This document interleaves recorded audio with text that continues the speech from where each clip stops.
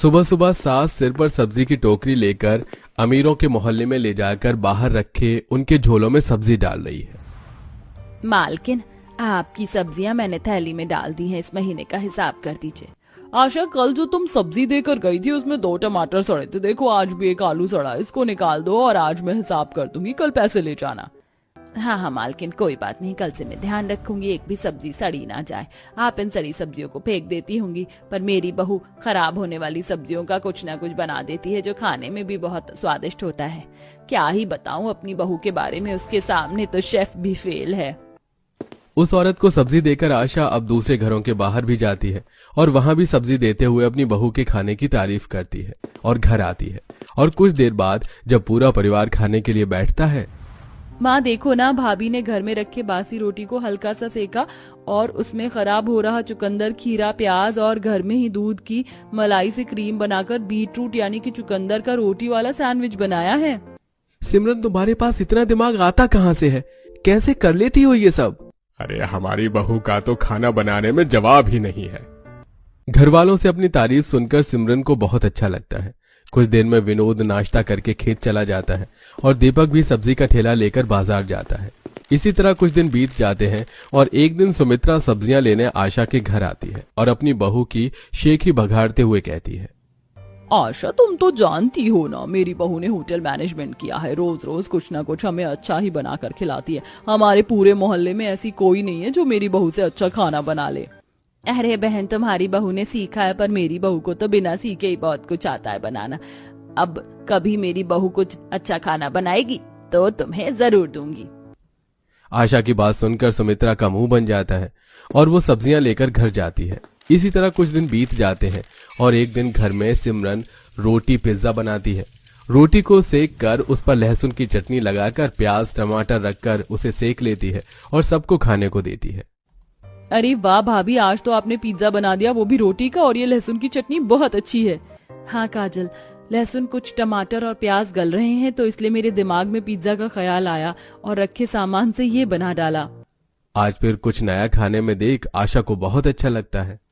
अरे बहू, तेरे हाथों में तो सच में जादू है, तू कुछ भी बनाए वो लाजवाब ही बनता है।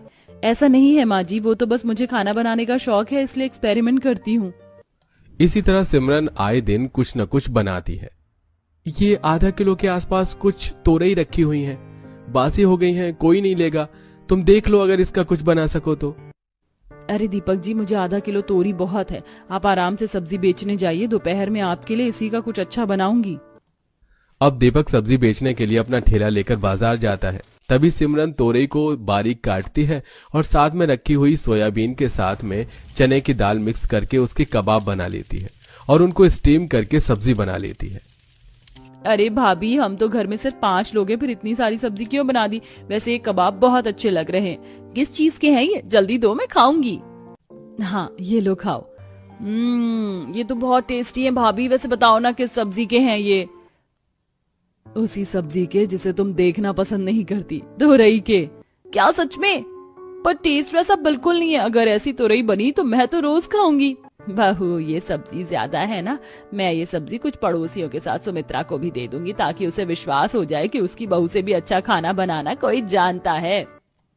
थोड़ी सी सब्जी लेकर आशा सिमरन के साथ पड़ोस की कुछ औरतों को देती है और जहां सुमित्रा सिमरन के हाथों के कबाब खाकर मुंह बनाती है तो वहीं उसकी एक पड़ोसन जब सिमरन के हाथों की कबाब की सब्जी खाती है तो वो आशा से बोलती है, इतने भी कोई खास कबाब नहीं बनाया तुम्हारी बहू ने। सुमित्रा बहन मुझे तो बहुत पसंद आया, इतना अच्छा तो सुमित्रा बहन की बहू भी नहीं बना पाती, जबकि उसने तो पढ़ाई कर रखी है। हाँ की तो है, इसीलिए अच्छा खाना बनाती हूँ मैं, ये मामूली से कबाब मेरे सामने कुछ नहीं है। अच्छा तो ऐसी बात है, तो हमारे गांव में एक शेफ का कंपटीशन होने वाला है जिसमें जीतने वाले को विदेश में जाने का मौका मिलेगा, एक और बड़ी प्रतियोगिता में हिस्सा लेने का और फेमस शेफ बनने का। तो तुम अपना लक आजमाओ और सिमरन को हराकर दिखाओ, ठीक है बहू? उस आदमी की ये बात सुनकर सिमरन और कविता दोनों ही सपने देखने लगती हैं और अगले दिन दोनों इस कंपटीशन में अपना नाम लिखवा लेती हैं और कुछ ही दिनों में प्रतियोगिता शुरू हो जाती है जिसमें सिर्फ उन दोनों ने हिस्सा लिया था। दोनों सामने थीं पर बाकी सब दाएं बाएं कुर्सी लेकर बैठे हुए थे। बहू, मुझे तुझ पर पूरा भरोसा है, तू ही जीतेगी। माँ जी फिक्र मत कीजिए, कॉलेज में मैंने ही होटल मैनेजमेंट में टॉप किया था और यहाँ पर भी मैं ही टॉप आऊंगी। वो गंवार मेरे सामने ज्यादा देर टिक नहीं पाएगी। हमारे सभी कंटेस्टेंट आ चुके हैं और प्रतियोगिता शुरू होती है। पहले राउंड में आप लोगों को आधा किलो मैदा दिया जाएगा और सारा सामान भी। बस आपको 2 डिश बनानी है, बहुत आसान है। तो प्रतियोगिता शुरू की जाती है। इस तरह प्रतियोगिता शुरू की जाती है और सिमरन इस प्रतियोगिता को जीतने के लिए मैदा लेती है और उसमें फूड कलर डालकर जलेबी बनाती है। बाकी बचे मैदे को गूंथकर उसके नूडल्स बनाती है और उसको स्वाद देने के लिए जितने भी मसाले होते हैं वो डाल देती है। इस तरह वो 2 डिश बनाती है और मैदा कम होने की वजह से कविता भटूरे के अलावा और दूसरी कोई चीज नहीं बना पाती, जिस वजह से बड़ी ही आसानी से वो हार जाती है और सिमरन जीत जाती है। इसे कहते हैं दिमाग। बड़ी आसानी और चालाकी से मिसेस सिमरन ने 2 डिश बना दी हैं, जो खाने में भी लाजवाब है। इसलिए पहला राउंड जीती हैं मिस सिमरन। सिमरन, मुझे पूरा यकीन है तुम जैसे पहले राउंड में जीती वैसे ही दूसरा भी जीत जाओगी। अब शुरू होता है राउंड 2। इसमें आप लोगों के सामने आपकी फेवरेट सब्जियां रखी होंगी और 10 मिनट के अंदर आप लोगों को उसमें रिंग डालकर अपनी पसंदीदा सब्जी लेनी होगी और उसके बाद आधे घंटे में अपना फेवरेट खाना तैयार करना होगा। और अब राउंड शुरू होता है। अब आदमी के इतना बोलते ही दूसरा राउंड शुरू हो जाता है और सिमरन बड़े ही आराम से अपनी मनपसंद सब्जियों पर रिंग डालती है। तो वहीं 10 मिनट बीत जाते हैं और कविता सिर्फ आलू और टमाटर के अलावा किसी भी सब्जी पर रिंग नहीं डाल पाती, जिस वजह से आधे घंटे में सिमरन कटहल के कोफ्ते और पराठे बनाती है। तो वहीं कविता सिर्फ आलू टमाटर की सब्जी बना पाती है और बाकी सब भी कुछ ऐसे ही नॉर्मल चीज बनाते हैं। तो हमारी विनर हमें मिल चुकी हैं और वो है मिसेस सिमरन, और इन्हें मौका मिलता है विदेश जाने का और अपना नाम चमकाने का। देख रही हो आशा, हमारी बहू जीत गई। अब विदेश जाएगी हमारी बहू। सही कह रहे हैं जी आप, हमारी बहू को हमारी तरह सब्जियां नहीं बेचनी पड़ेंगी। गरीब परिवार की ऐसी बातें सुनकर सुमित्रा को बहुत गुस्सा आता है और वो नाराज होकर वहां से चली जाती है। तो वहीं सिमरन अपने ससुराल वालों के साथ घर आती है और विदेश जाने की तैयारी करती है। माँ जी, मैं आप लोगों का सपना पूरा करके ही वहाँ से आऊंगी। देखना, मैं शेफ का खिताब जीत कर आऊंगी, प्रोफेशनल शेफ बनकर आऊंगी।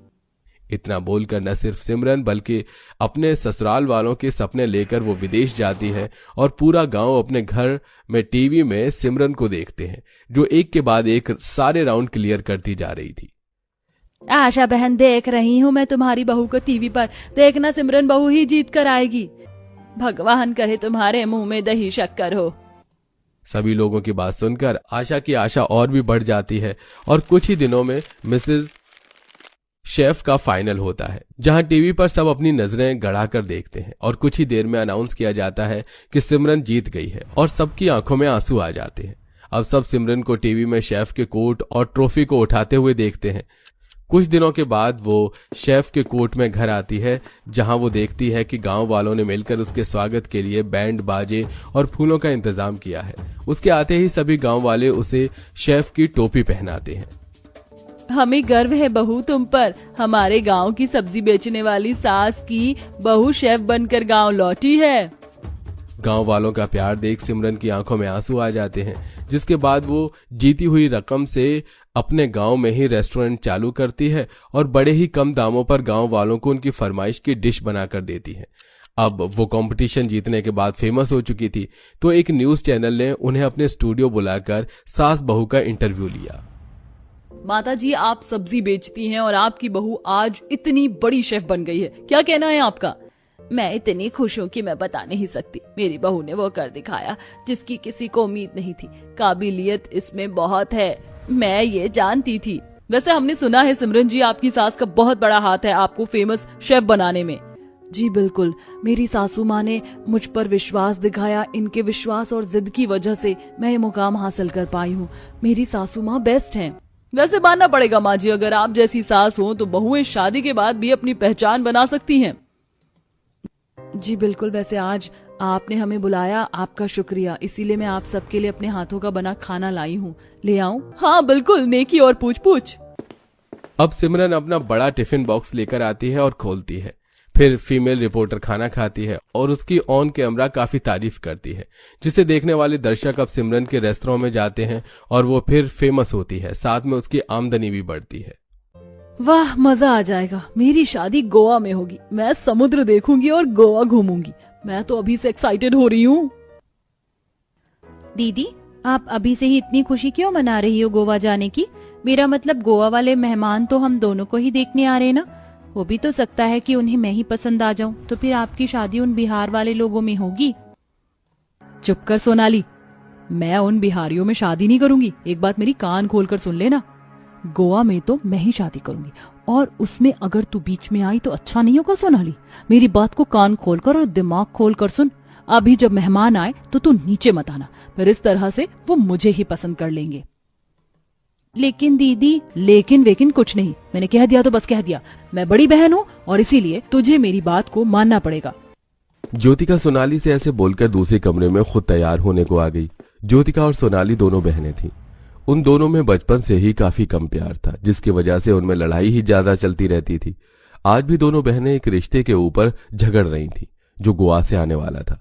कुछ ही देर में गोवा वाले मेहमान आ गए, जिनके सामने ज्योतिका ही बंठन कराई। तो ये आपकी बेटी है। ठीक ही है, तुम बताओ बेटा आयुष्मान। मुझे भी ये रिश्ता सही लग रहा है माँ। यामिनी जी, हमें ये रिश्ता मंजूर है। जी बहुत बहुत शुक्रिया।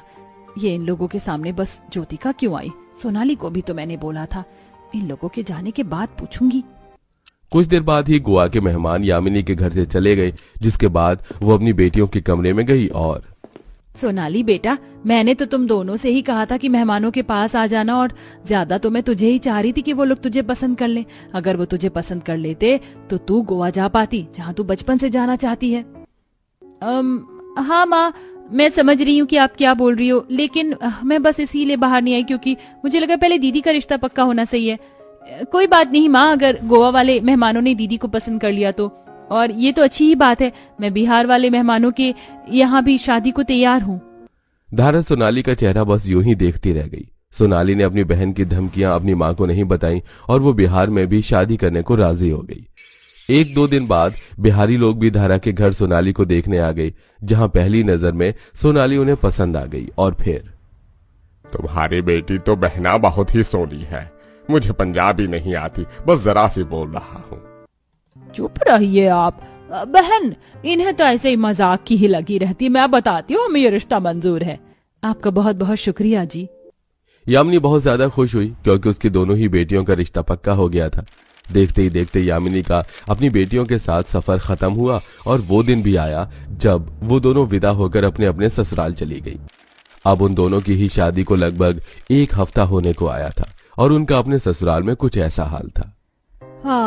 कितना सुंदर समुद्र दिखाई देता है मेरी खिड़की से, लेकिन इस एक हफ्ते गोवा में रहकर भी मैं एक बार भी बीच पर नहीं गई हूँ। क्या हुआ? क्या बात है?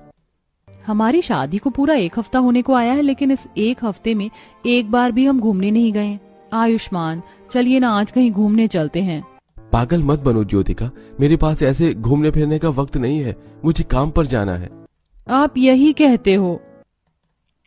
जब जाना है तो जाना है। अच्छा, मैं चलता हूँ।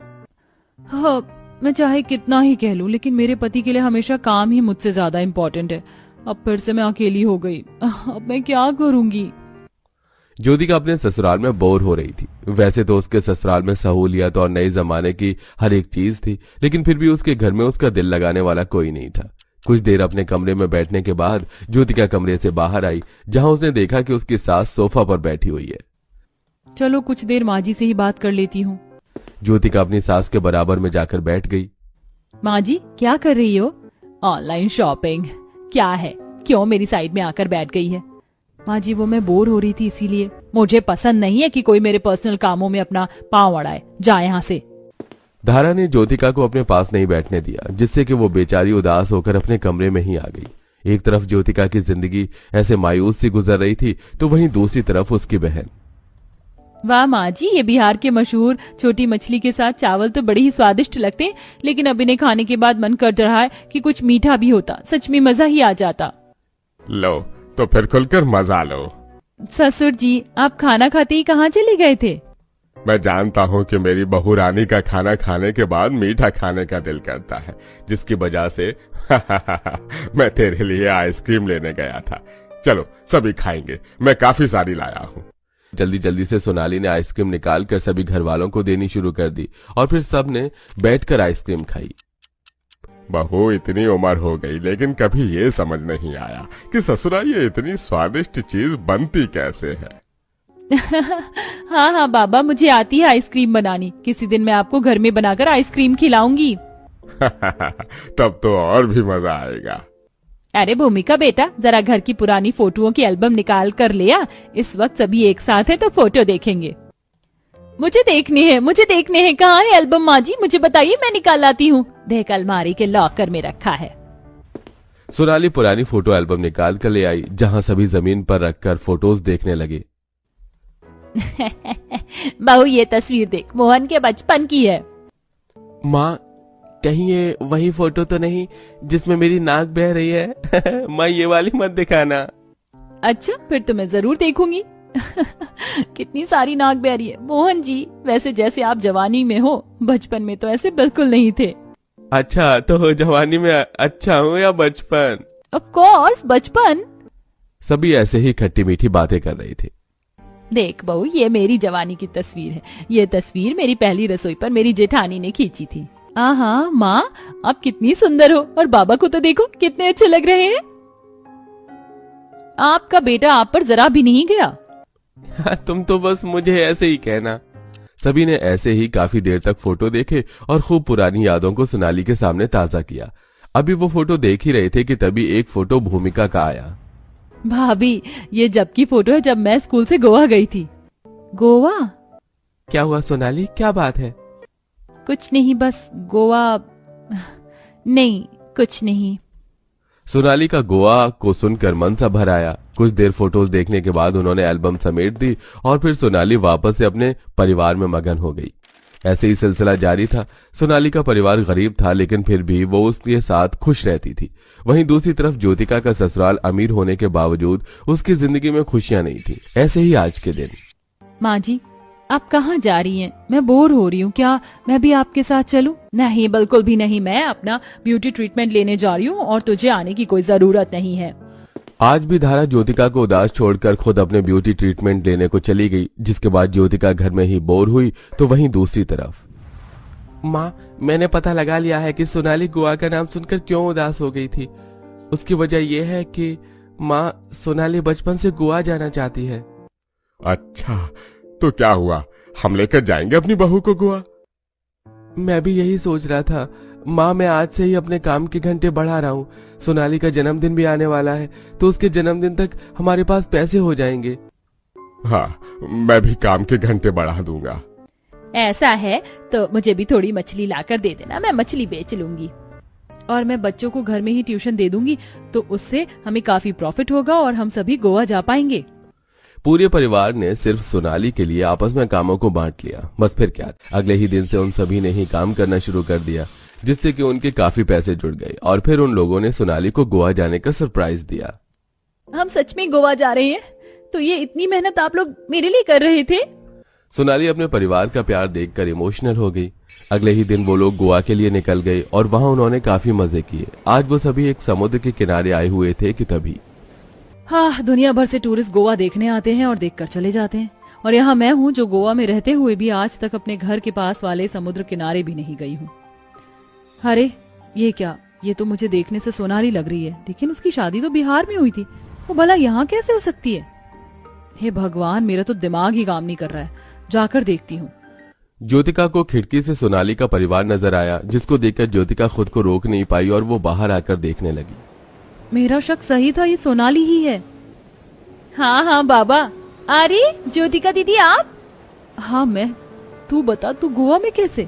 अब मैं क्या ही बताऊं दीदी, मेरे गरीब ससुराल वालों ने मुझे मेरे जन्मदिन का ये तोहफा दिया, मुझे गोवा ले आए। मैंने बहुत सारी जगह तो घूम भी ली है। सोनाली की बात सुनकर ज्योतिका यूं ही रह गई। अब उसे एहसास हो रहा था कि उसकी बुराई ने उसे कहां लाकर छोड़ दिया था। अब ज्योतिका बस पछतावा ही कर सकती थी।